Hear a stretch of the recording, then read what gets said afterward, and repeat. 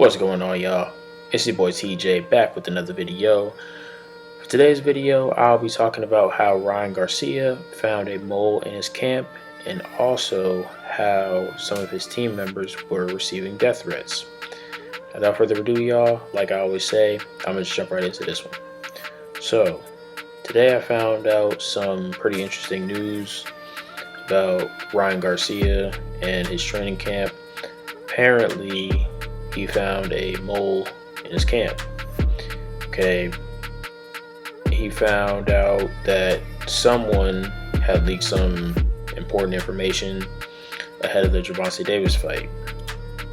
Okay, now I hope what I've heard and read is not true, but like I said, man, you just never know. Okay, you just never know about the people that surround you or who could be out to get you, or that's why you just always got to keep your circle small, and hopefully the people that are around you, you can trust them enough to not do crazy stuff like this.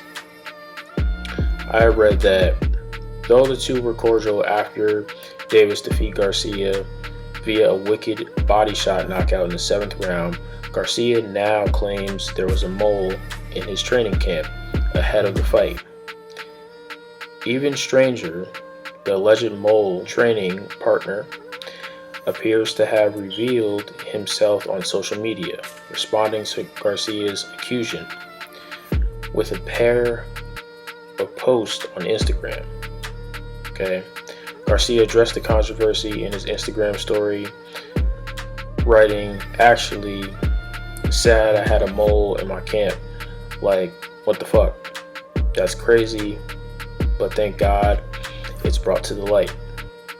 Also, I didn't even mean for that to come off as an excuse or anything," he added. "I lost, period. I'll come back, but I'm just shocked that the part of my team crossed me. Someone close to me. Unbelievable. But it's a testimony that you must be aware of everyone." Okay, like I said before, you just really never know. Okay, now the one thing I will say about this post, okay, what Ryan Garcia said, and that I can truly top my hat off to him about, is he still isn't making excuses. Okay, I know after that fight, a lot of people did come out and say that, the fight was rigged, and, he just took a knee to take a knee, and the body shot that Davis made wasn't really that powerful of a punch. Okay, but he clearly wasn't making any excuses at all. Okay, he's owning up to his loss, and he's pretty much calling it a fair win on Gervonta's part. Okay, and I can respect that. I can respect that a lot. Okay, sometimes when fighters do lose, of course, and I can understand your ego is bruised after a loss. Okay, so sometimes, you'd find any excuse in the book to call that person out to get a rematch, or say this person leaked this information or did that or gave away something in his game plan, whatever the case may be. But Ryan Garcia stood tall like a man, and he took his L. Okay, that I can truly applaud him for. Okay, but it still doesn't excuse the fact that if this was his boy, his someone extremely close to him, he shouldn't have did that. You know what I'm saying? But further news on it too as well. It says Garcia did not name the mole, but shared a video on Instagram in which he claims he caused an injury to Garcia's body prior to the fight with Davis. "King Ryan, in sparring, I injured you with a body shot. Now you lost a tank. I'm sorry. Are you okay?" followed those comments with the post directly addressing Garcia's mole accusations. Okay, now here's another thing that I do applaud Ryan Garcia for. Okay, now no one was in that sparring session but Ryan Garcia and his team, whoever was participating in that sparring session that day. Okay, now the one thing I will say is this: if he was truly injured, he definitely did not show it going into that fight. Okay, he came out with confidence, even though he didn't win, and he still fought through it, if he had an injury or not. Okay, so that I can definitely applaud him for too as well, because going into a fight like that, especially fighting someone as powerful and as talented as Gervonta Davis is, going in there with the injury and still having enough heart to finish the fight as much as you can of the fight, I gotta respect him for that. You know what I'm saying? Because he went out there and he did his best. So I don't think really anybody should be, trying to tear him down for that. You know what I'm saying? So I do respect him for that. Okay. Now, I also heard another piece of interesting news about his team is that apparently Oscar De La Hoya and Bernard Hopkins were receiving death threats. Now, for those of y'all who don't know, Oscar De La Hoya and Bernard Hopkins are a part of Oscar De La Hoya Promotions. Of course, Oscar De La Hoya,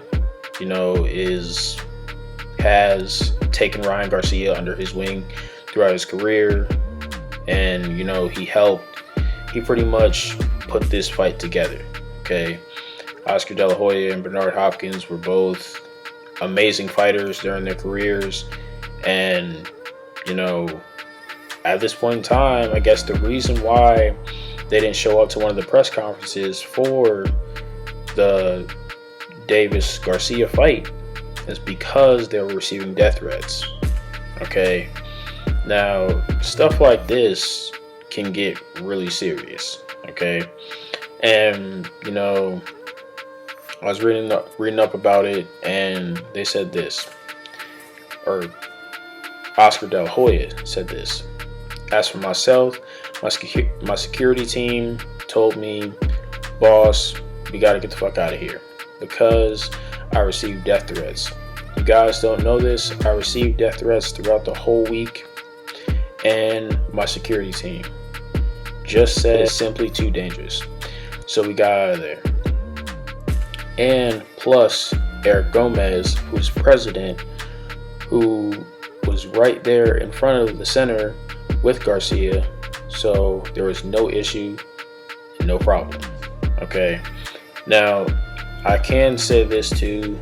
Okay, when people start putting out death threats, things can get very, very serious and dangerous. Okay, now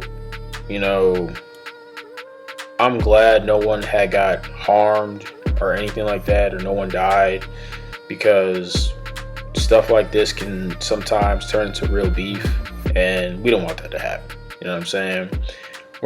We all just trying to see two extremely talented fighters fight and see history be made. That's all we wanted to see. Okay? The whole thing is that I do want people to understand this too as well, is that when you guys watch these press conferences and these weigh-ins and both sides going back and forth at each other, arguing, being cocky,